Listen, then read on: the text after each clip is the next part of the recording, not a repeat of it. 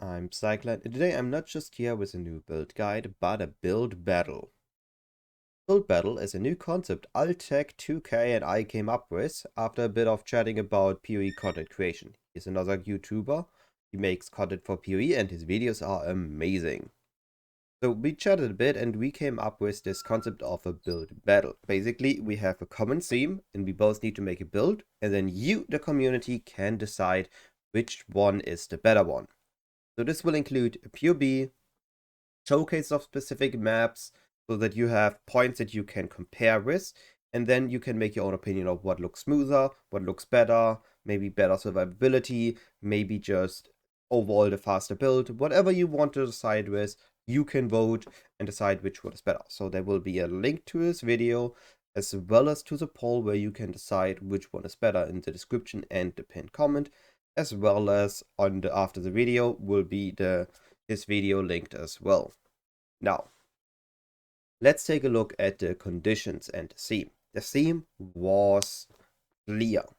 We were looking at the best clear build, but to make it interesting, we weren't allowed to use any meta builds. The build had to have a 1% use rate or less. We weren't allowed to use transfigure gems. We were limited to a level 92 character and a 20 divine budget. Now with that, things were going to be interesting. I chose Exsanguinate. Exsanguinate was a skill I already had my eyes on a few leagues ago. It looked really good with Poison or with Classic Dot on a Cyan or on a Pathfinder, or being Cold Conversion or just Fizz Impale on either a Trickster or a Saboteur. So I had a few options to choose with and to go for. Now, what I didn't went with was I didn't went with Poison in the Pathfinder or Fizz on Head and Cyan. Those didn't look that great. I didn't went with Impale because Impale needed too much investment to feel good. So I was left with Cold Conversion. Now for Cold Conversion, I was thinking Saboteur or Trickster, which one is better? And I chose Trickster. The reason for that is Trickster has absorbed defensive capabilities, native damage with just generic damage with polymath, and it gives +2 frenzy charges, meaning we can throw our mines faster, and fast is a perfect keyword for having clear. Now in the background you will see gameplay of a T16 boss rush where we just get to the boss quick, or where I get to the boss quickly, where I kill the boss and leave the map. You will see the same for T17. The T17 will be the only one that is rare recorded. We decided to record the other maps wide so that we can make it easier to be comparable. There's less variance outside of the build. So the T17 rare as easily rolled as possible. The T16 80% Delirium map where normal clear plus boss kill, and I chose to do it on a Minotaur map, so I showed a little bit of single target damage as well. And finally a 6 Legion map. And Legion 1 was about the most fun of the course. Now you will see those in the background and I will tell you a bit about the build. Trickster is a great ascendancy for the build. We get Swift Killer for +2 frenzy charges and the charge duration. The charge duration allows us to have basically permanent charges up during the map. It just feels really great, and that includes endurance charges. This is why we get them. I get to a moment. I will cover the Ascendency, and next I will cover how we scale the offensive and defenses of the build. The Swift Killer, great for offensive capability and gives us near infinite charges. Oh, well, the charge duration allows us to have infinite charges. Polymath, massive damage boost. We already use a lot of masteries, it just gives us so much damage. Then we use Escape Artist. Escape Artist with an evasion energy hybrid armor just gives us so much extra ES. It is really powerful, and it's having a good energy pool with Spellbreaker and Ghost Dance allows us to feel near immortal in most maps. Most of the maps our energy shield does not drop to 0. And if there's no chaos damage, our life barely gets moved, except if we do it ourselves with Exsanguinate. So how do we use this Trickster Sensei and use Exsanguinate to scale our damage? Well, Exsanguinate is a spell. So it has flat damage on the spell, which means we can scale that flat damage by scaling gem level. So we get gem levels from all the sources we can get as much gem level as we can, preferably getting it to 30, but we only got it to 29 on this 20 div budget. So we have a high level Exsanguinate for a lot of flat damage. We then use Brimstone to convert it to cold damage. So now we have just a massive amount of cold damage, which means we can use Hatred, which for damage conversion actually did got buffed this league. So we have even more cold damage. Now this cold damage will be just very painful for the enemies, and also as a bonus freezes almost every enemy, which means that we have an easier time surviving. So because it now freezes enemies and chills enemies, we can use a heat shiver to further get our cold damage also as extra fire damage, meaning we deal even more damage. So we have two conversions going on. We get our fist converted to cold, and then we get cold as extra fire damage. And if we have a little bit of cold as extra chaos damage as well, just as a free B on top. Now to apply that damage, we are using mines. Being able to use mines means, again, for defensive, we throw the mines at the edge of our screen, and they can then even target further, meaning we are standing always, or we can always stand far away from enemies, or we can stand in the middle of a legion and hit most of the legion by just standing there. And just being able to be further away from enemies is also another great survivability layer. And by using charged mines, we generate frenzy and endurance charges, which then, with our swift killer, we have increased duration, so we have an easy time keeping frenzy and power charges up. We have a lot of crit chance, and we have a lot of mine throwing speed because of that. So even by using minefield and throwing 5 mines at once, we are still throwing them very quickly and can reposition ourselves after. Now, the way Exsanguinate works is that a level 21 Exsanguinate, or my 29 Exsanguinate at least now, can hit up to 11 enemies. I think level 20 hits 10, and then if you scale the gem level further, you get to 11 enemies it can hit. So it can hit up, fires tendril at up to 11 enemies. Now these tendrils can chain, so we can use an awakened chain or a normal chain, and then it chains from one enemy to the next enemy to the next enemy. And if we throw our mines into a pack, what happens is mine pops, tendril A goes to enemy A, and tendril B goes to enemy B. Then tendril A from enemy A chains to enemy B, and tendril B from enemy B chains to enemy A. So in a big pack with like 10 or 11 mobs, it just becomes a cobweb or a spider web of, well, tendrils that just nuke everything. And if you use an MTX, it can look even fancy on top. I mean, the basic one already looks quite decent, but with an MTX it looks even better. So we just nuke mob packs, we nuke legions with this. It's really absurd in terms of coverage. So with minefield, high throwing speed, high frenzy charges, we throw our mines quickly, we throw them far away, they hit a lot of enemies, and then they chain to even more enemies. And because we throw 5 mines once, all mines can hit the same enemy, so we also have a pseudo shotgunning as we do scale the mine throw. It's not a natural shotgunning. But still, regardless, it feels really, really great. And as a very tiny bonus on top, it still has a very small native dot.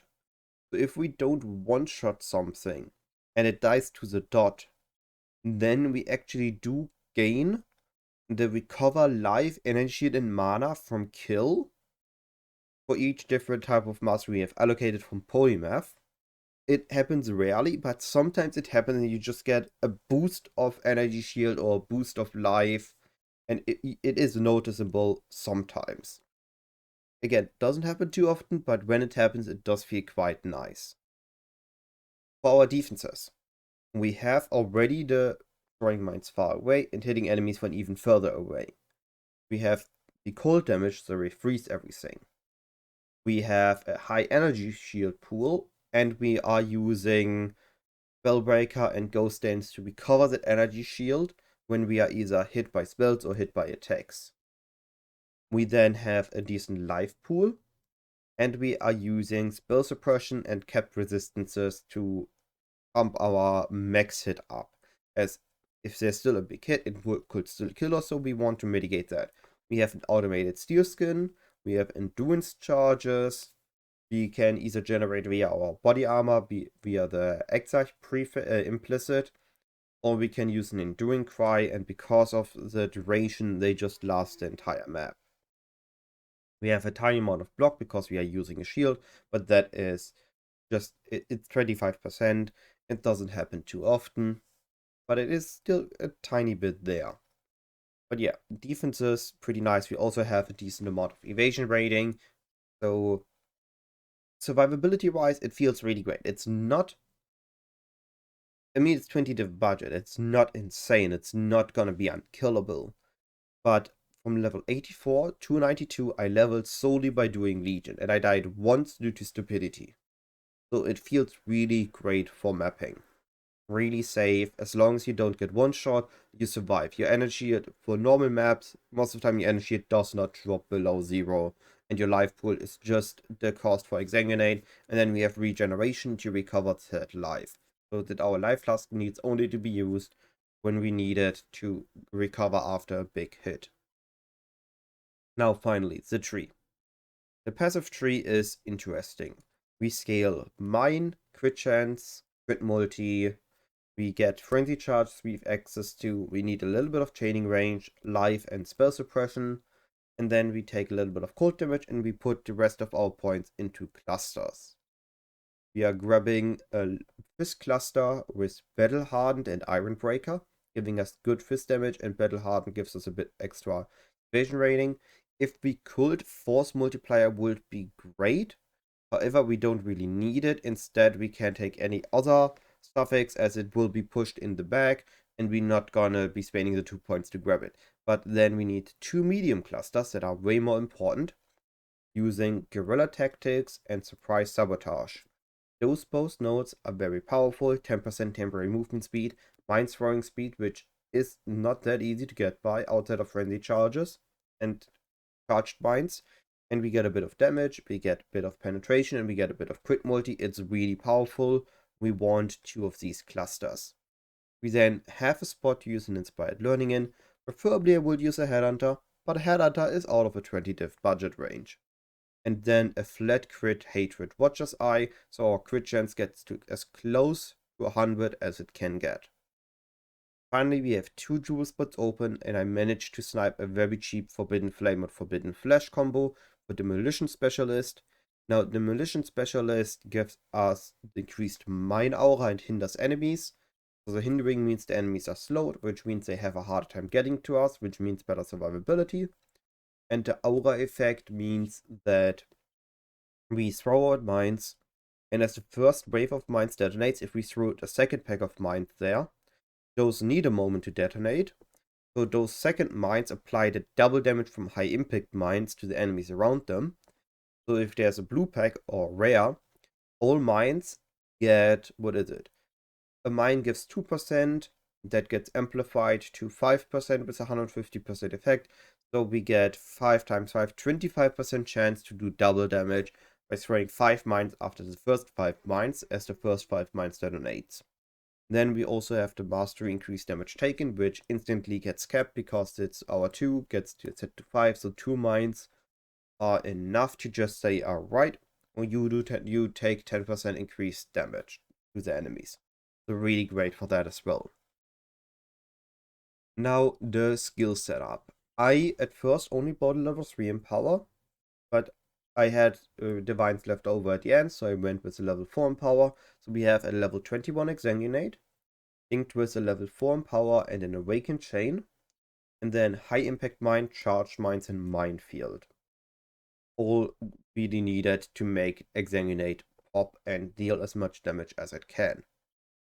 Then we use as our auras a Grace, a Hatred, and Skitterbots. Skitterbots could be replaced with Discipline if you want more survivability, or it could be replaced with, I don't know, Flesh and Stone, again for survivability, but we are here for damage, we are here for clear, so Skitterbots it is.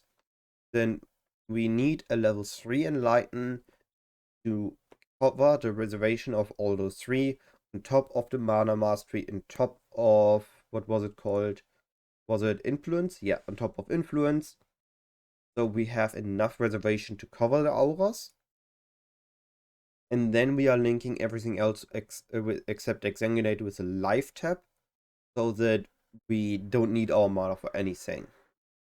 We then have an Assassin's Mark linked with an Arcanist brand in life tap and an Enduring Cry. Enduring Cry we can use on bosses to generate Enduring charges if for whatever reason the Enduring charges dropped to 0. Or at the beginning of a map next to a yellow rare pack or big blue pack. We can use it to generate 1 or 2 endurance charges, and then the body gives us one every, I think, 13 to 15 seconds. And that will then get us to 3 and then keeps us at 3, so we at 3 charges. And it gives us a bit of percentage life regen, which is a neat thing to have. Then, yes, Assassin's Mark. I like Assassin's Mark with an Arcanist brand more. I like to apply the brand because in some maps or some P17s, for example, the bosses aren't instantly targetable. So I apply my brand and then I start throwing my mines. So I don't need to first throw mine, then apply brand, then continue throwing mines. I just like this a bit more, but the Arcanist brand can be dropped and instead you could just use a beer trap if you want to, and that would be also fine. Then we have Sealskin and Detonate Mines linked to automation and life tap. Sealskin is neat for a little bit of additional survivability, and Detonate Mines so that our mine skill becomes basically a one button build. 1.5 because we do use Sheer Charge to move around. Sheer Charge will again link to life tap and fast attacks for better movement. And finally we use a Frost Blink with Bone Chill. Now we are using a Heat Shiver, so we want as much chill on enemies as possible, and a Frost Blink with Bone Chill allows us to dash either on top of the enemy or if the enemy is on us, away from the enemy, leaves the chilled ground, have more chill effect on the boss so that we then have more fire damage. Now, finally, let's get to the items. I already showed the gems and what I paid for those, but you will see now what I paid for the items as I talk about them. We got really lucky with the Scepter. The Scepter had cold damage, which we wanted either cold or spell damage. And then we wanted crit multi and +1 to our gem, so either +1 fizz or +1 spell. +2 was just too expensive. This one had already cold damage and it had free spell crit chance on top of it, which is great because now we are almost capped on our crit chance or are capped on our crit chance, depending on the uptime of our diamond flask. And then we had an open prefix to craft cold damage as extra chaos damage, which was just a little bit of free additional damage. The shield we want, again, +1 spell and spell crit chance, and preferably I would have liked life, but I found one with double resistances that I was able to get for a decent price and just had to craft life on it. Getting a little bit less life, but more freedom on our other gear for resistances, which allowed me to get some chaos resistance as well. Helmet, I grabbed the Heat Shiver. Heat Shiver is just great to have. It gives us massive additional cold as extra fire damage and 2 resistances. I would have loved if I could have gotten a Power Charge or Reservation Corrupt, but both were just way too expensive. For the body, I sniped a very decent one with high energy shield, high evasion rating. It had some life regeneration. I would have liked none. So I could have crafted increased life, applied increased life as a mastery. But it did had some life regeneration, which is neat. So I just grabbed that. It had free lightning rest and an open suffix to craft spell suppression on it. We need 20% spell suppression from our gear. So having 10% on our body means that we don't need to craft 10% on our shield, as we're gonna get the other 10% from our boots. Gloves, I sniped a very cheap Rim Thrower with +1 maximum frenzy charges, meaning more speed on top of our fist to cold conversion. Immediately, I would have liked a glove that had 60% conversion and get 40% on tree, but that would have been way too expensive, so I instead chose for the corrupted Rim Thrower. Then the boots, we want 10% spell suppression, high life and resistances, and we craft move speed and cannot be chilled. That combined with our Pantheon for cannot be frozen and immune to burning grounds is enough that we need. The shock isn't doing too much to us, the ignite isn't doing too much to us. Just not being chilled means we can throw our mines faster, means we don't get slowed in that department. On the implicits on the boots, I went for the first things that were decent. So we had Endurance Charge and Brittle Ground. Brittle Ground is decent because, just like with our first blink, we want to be on top of the enemy for a moment and then get away. So the Brittle Ground helps us apply even more crit, meaning we basically now guaranteeing our crits on the boss. On the body, we want the Endurance Charge and then Hatred effect. Hatred is just massive damage for us. The amulet, I was able to get a +3 Dragon Fangs Flight. It had +3 to Exsanguinate gems. The reduced attributes requirements helped because I didn't have enough dex to use my body armor otherwise. Reservation helped a little bit, but it is planned that the mineral on the reservation is still enough to keep all our auras in, and a little bit of all res is always nice to have. We then need a Kikazaru. Later on we can get the regeneration on other sources, but early on my budget range and early on we need Kikazaru to get the life regen to cover the cost of our Exsanguinate. Also the reduced curse effect is nice, it just helps with survivability. Then on our build and our other ring, we just needed the resistances to fix. So if any resistances are still not capped, we can get that there. And then we can get Chaos Res and Life. We have a ring with Chaos Res, and Life. I even got a little bit of free energy shield on it. In our belt, we have Strength, Life, and Chaos Res. Because I didn't need any more resistances, I was able to pick up more strengths, meaning more life, and also covering the requirements for my gems. Flask, we have a Taste of Fate, focusing on the physical as extra cold damage during the effect. And then we want a diamond, a jade, and a quicksilver flask. And the flask should have the suffixes crit chance, curse effect, and evasion rating. Preferably all with the enchantment used when charges reach full. Life flask, I prefer a life flask with more recovery is used while on low life, and immunity to bleeding and corrupted blood when used while being affected by that. Now, for the socket coloring, socket applying, and for the non-Taste of Fate flask, I took a divine and just gave it to myself, not to reuse on this build battle guide, but to just use for my to not just have it not anymore. And then I used jewelers, wall orbs, chromatic orbs to get the sockets right on all my spots. I hoped it was okay. If it wasn't okay, please let me know. This is the first time we did a build battle. I didn't want it to buy like 5 to 10 chromatic jewelers or 50 of those in small batches just to not overspend my chaos. Again, hope that was okay. But yeah, this has been the build guide. So I'm myself, I'm very happy I have tried it out, and hopefully you're gonna have as much fun with it as I do. If you watched it now, I appreciate it. I would also appreciate if you could hit the like button and subscribe to my channel if you haven't yet. It will help me, and it helps showing this video to more people that will enjoy it. Goodbye and have a great day.